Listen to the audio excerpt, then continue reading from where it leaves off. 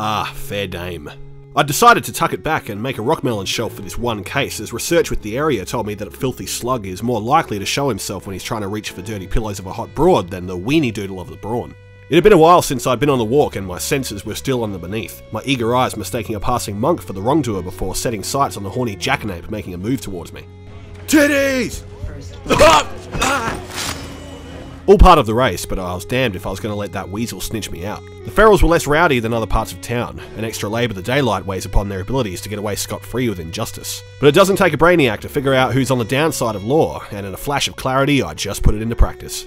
Good day, madam. How are you this fine— Oh, what the fuck? My fucking head! You stupid bitch, you fucking— Damn it, a mistake of judgment. Clarity was actually calamity. My awareness for the lesser of two evils had become muddied. A shame for me that poor denizen will come back to seek just desserts if there's any accuracy to the retribution side of this place. This gathering helped me cool down, as the monk from earlier had an ill-favoured look about him as opposed to before, something that even a dog trying to grind a spider monkey would be able to tell. So, if I pay 12 florins and you take 2 florins off the price, how much would that make you pay? A monk he wasn't. None would lace a trip at their own feet, afraid that someone would be looking to feed them Noir and earthen their limbs.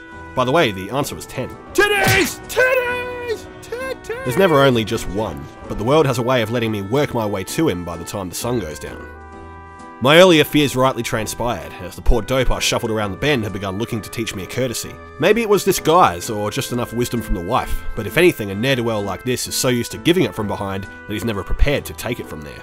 Oh, damn it! Aren't hot chicks supposed to sleep in hay bales? What the fuck? Oh, that's more like— Oh, my penis! A deadly jerk, for a deadly jerk. An irony that seemed hilarious and appropriate. But the jovialities were cut short as another monk had his sights set on me, a kinsman from the loose cannon from earlier. I didn't need a spectacle to throw me in the limelight, so I breathed down some brown puff and let my focus build up to take him down with mercy so I could make a clean scoot and recollect. The spooks had worn off, and my mind was starting to settle back into old instincts, but the bruised dong belonging to the dope from earlier was leading him onto another manhunt to fix me up a fair slice of stop punching me in my pretend vagina. But his idiocy would stray him off the walk, leaving me time to give in to muting this pressing urgency, making a brisk march toward my direction. Hello, Squire, have you been killing all my monks? Ow! Ill news is an ill guest. That's from the Two Towers. My back was shy of peepers for a minute longer, leaving me enough time to send this cloying dope into the tents. Where is that evil bitch? Shit! Oh god, this is bullshit. The perp was out of luck, but mine just got thrown onto the roulette, as another flesh-hunting parasite was taking to the heights to search me out, so my veneer had to steer clear to save fear from losing Gia here. Penis. The walk was safe from scrutiny, but the flesh mite was still on the guide, prompting me to act the local and take to him like a tween at a Bieber meet and greet. Tits! Tits! Tits! Titties! I played damsel and did the trick of cowardice to clear my way, incidentally bumping into the poor doodle that was a victim of my original mistake. All out of the hospital and ready to take down that evil bah! Oh, not again! A quick stop at the local patis rejuvenated my senses, and the descending sun began to give way to the onslaught of crazies coming out of their holes. The uncertain hour could bear surprise, so I slipped in amongst the dawdles to keep a low shoulder.